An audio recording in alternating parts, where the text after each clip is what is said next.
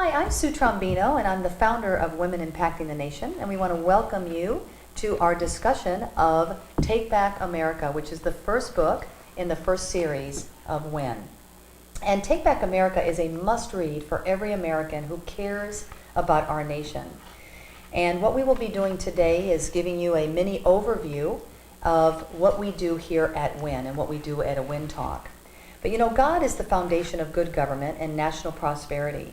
America is broken, and something must be done. You know, America doesn't need another program. Money won't fix our problems, and articulate politicians won't save us. We truly need God in America again. And that's what this book is all about today. And Mat Staver is the founder and chairman of Liberty Counsel. He's also the dean of Liberty School of Law, University School of Law, and he's the chairman of Liberty Counsel Action. And so what we're going to do today is, Carol, as we have been reading this book together, why don't you give us an overview of what you thought about the introduction of the Take Back America? Okay.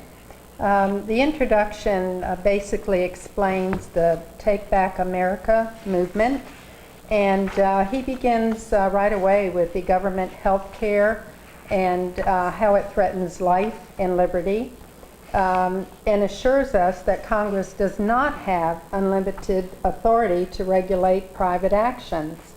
They filed suit immediately against this bill and followed it all the way up to the Supreme Court. And they go up against the ACLU, and in many cases they win. A recent very important suit was when the ACLU filed suit against the Santa Rosa County School Board and threatened to take away the privileges of two of the men, the principal and one of the coaches there, and the penalty for their crimes was going to be 6 months in jail, $5,000 fine, and possibly the loss of their collective 70 years of retirement benefits. It was a very long day, 10 hours in court, but Liberty Counsel won that suit. And Carol, what was their crime? Why did they go, what did they say that they were being sued for? They said the ACLU charged that their crime was that they prayed over their meal, their lunch meal, with no students in the room. It was all adults in the room.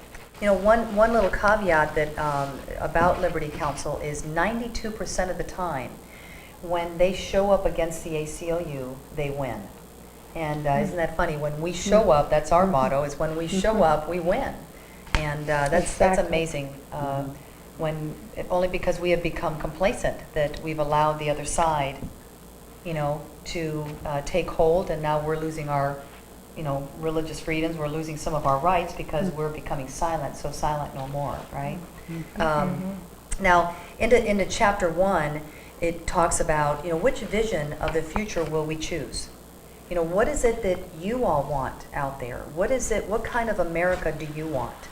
And we can no longer, again, become complacent or apathetic or disengaged, because, again, if we lose America, where do you go from here?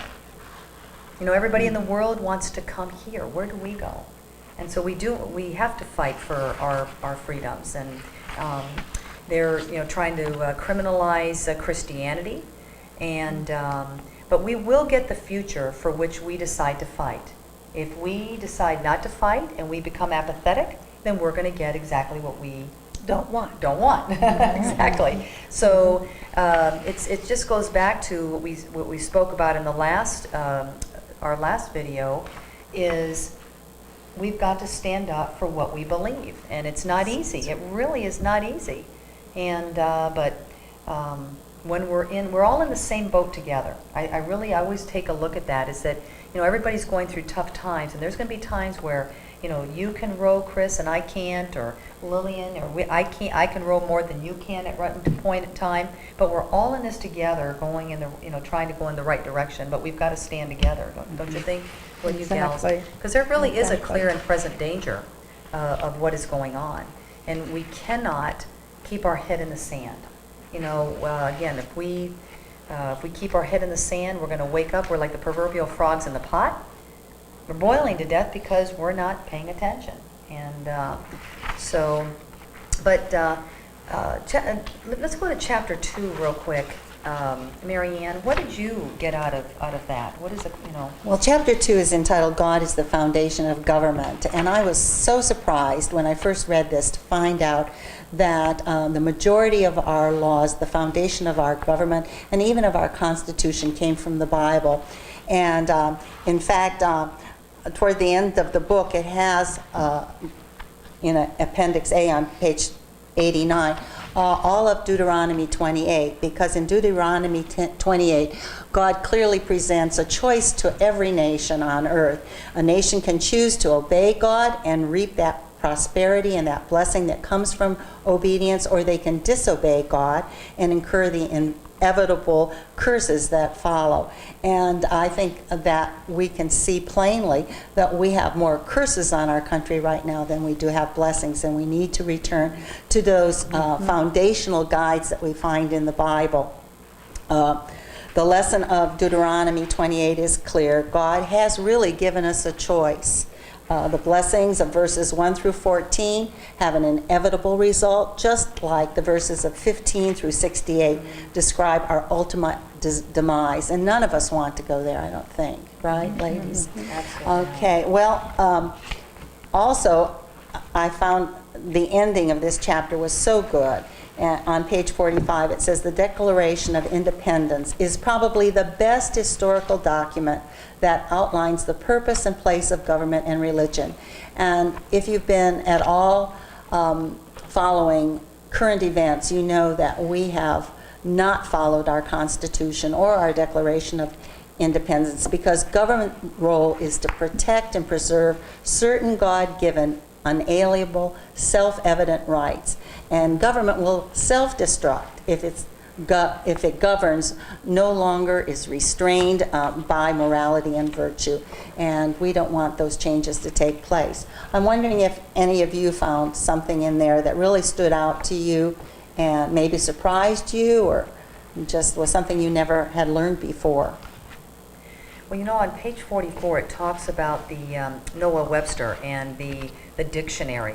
And if you all don't have the 1828 dictionary, and if you all out there do not have it, you must get that 1828 dictionary. It's just amazing. Mm-hmm. It is amazing to see what words we use, what we don't use, what meanings become. We have so dumbed down our society that people don't even know what really words mean anymore, and we use so many things out of context.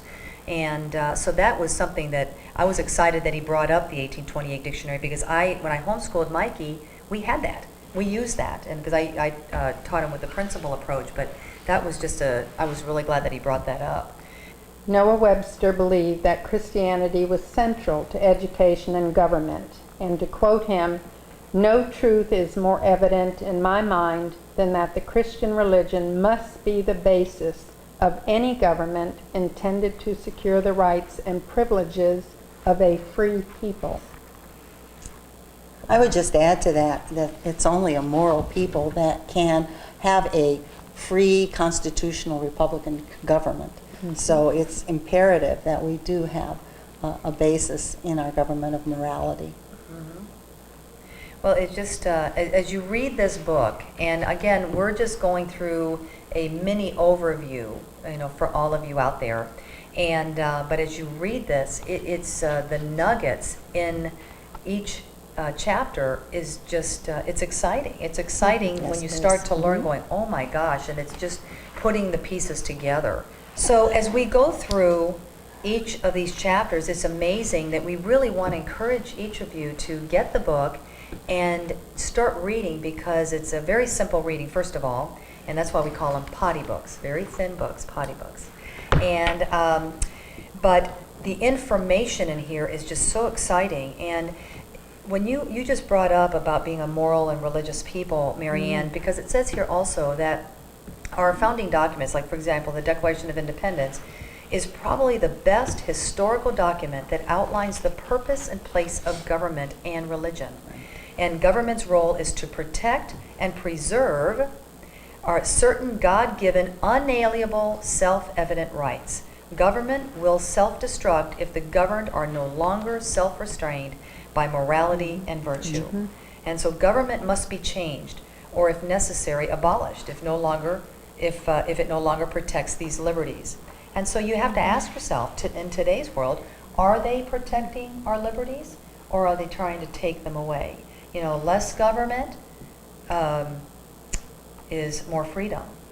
You know, more government, less freedom. And but that goes on to, let's go on to chapter 3, Lillian. And what did you get out of that chapter? Well, in chapter 3, it's titled, Our Country Has Displaced God as Our Foundation. And this has been done primarily through the phrase separation of state and church. And the ACLU and the liberal media has done a very good job of making us believe that this is a part of our Constitution, when in fact it appears nowhere in our Constitution. Exactly. And is a part of the former Soviet Union Constitution. And to me, like Mary Ann, I was very surprised to find that out.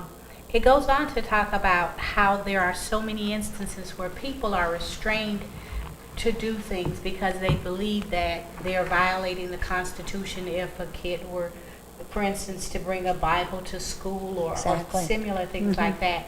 And the chapter is full of instances where the ACLU intimidate people into believing that, and the Liberty Counsel, defending the individuals, always, all of the cases in this chapter prove that they won and that our liberties were trying to be taken away, but they stood firm and prevailed. You know, it's interesting, you just said about that you were surprised to find all this out.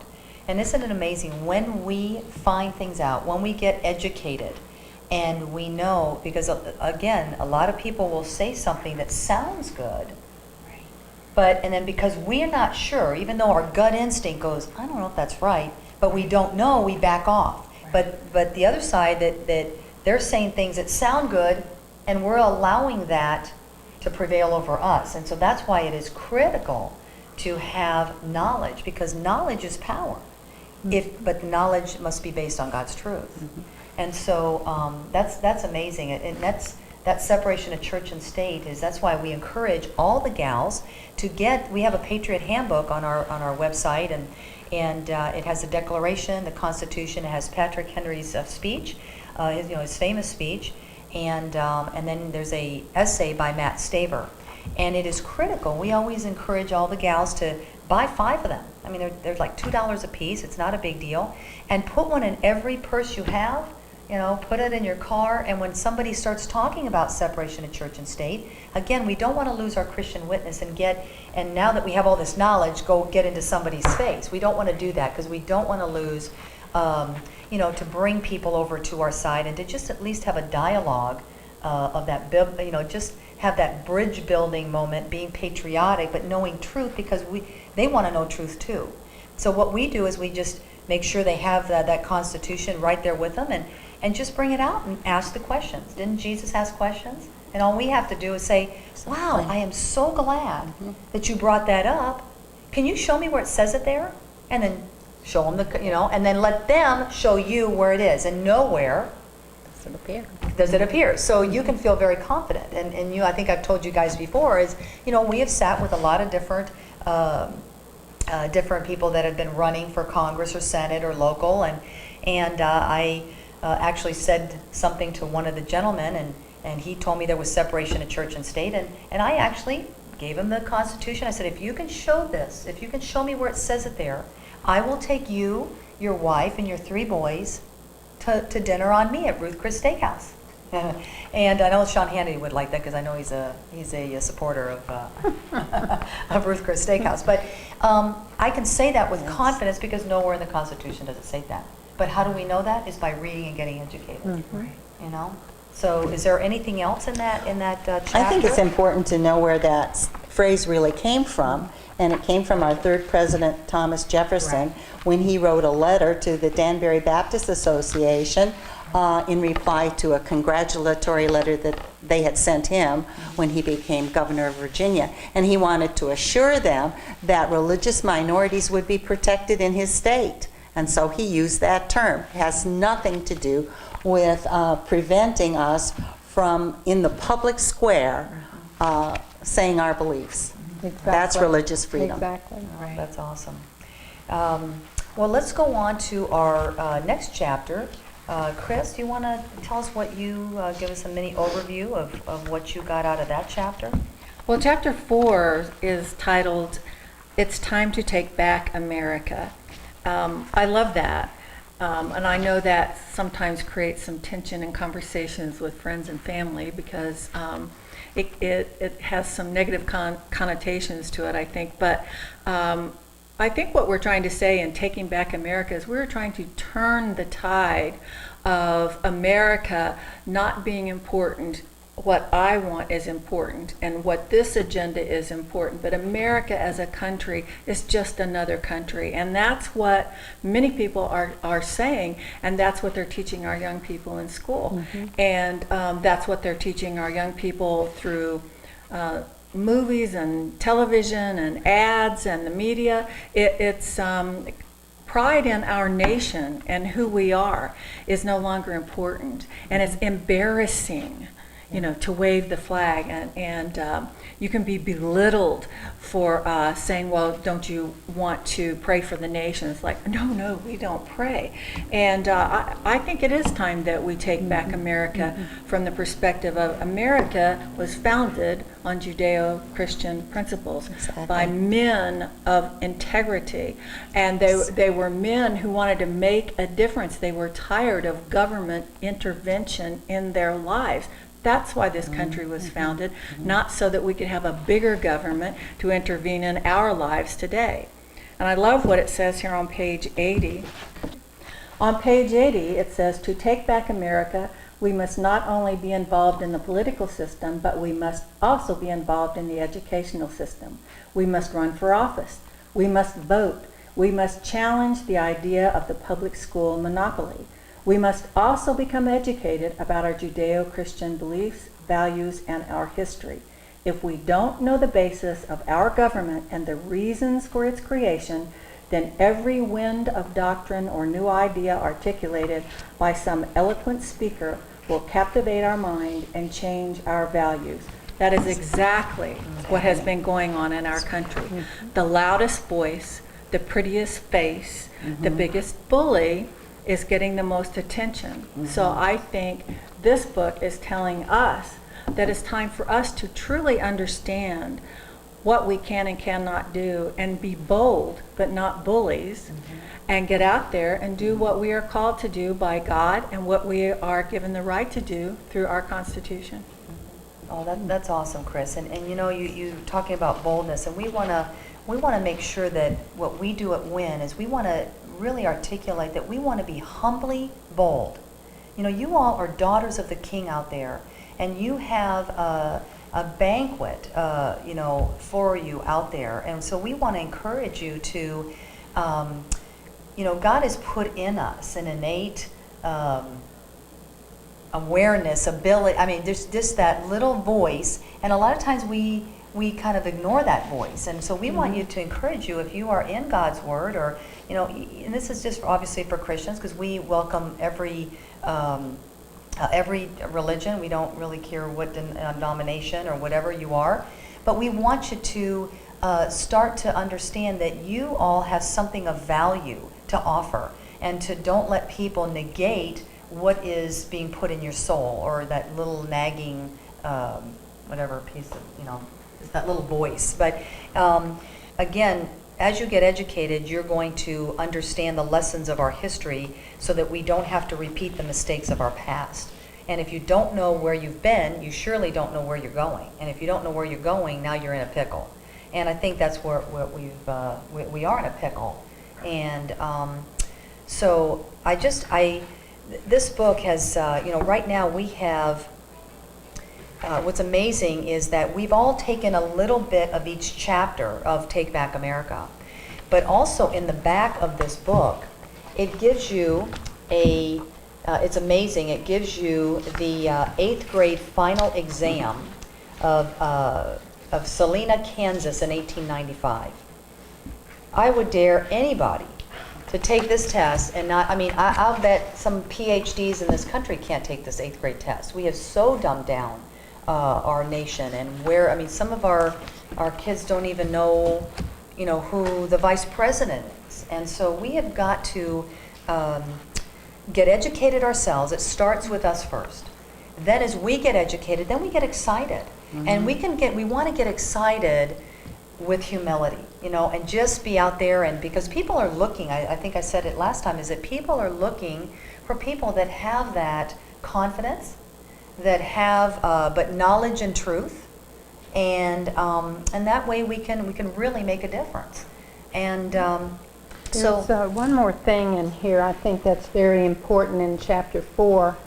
I remember this when I was in school, when our public schools relied very heavily on teaching morality and virtue, and instead of being taught morality and virtue and values, they're being taught tolerance for whatever social issue is going on out there that appeals to liberals and to progressives. I find that to be extremely against God's word on what they should be learning, along with their academics in school. I think social issues have nearly taken over the whole curriculum, and we need to get back to the basics of reading, writing, arithmetic, and in that you can include morality, values, and virtue. well, and I think that being said too is that we have within the rules there is more freedom, and I think we have a choice now to either turn back or take back. And if anybody is really honest with themselves, we are again in a pickle. And so we have that choice. And so as you all out there read these books, there's so much more in depth, by reading these books. And it's very exciting to get educated, and so that you can again articulate what you believe and be able to stand firm. Well, thank you for joining us today for our discussion here at Women Impacting the Nation. And for more information, please go to womenimpactingthenation.org. God bless you, and remember, when we show up, we win.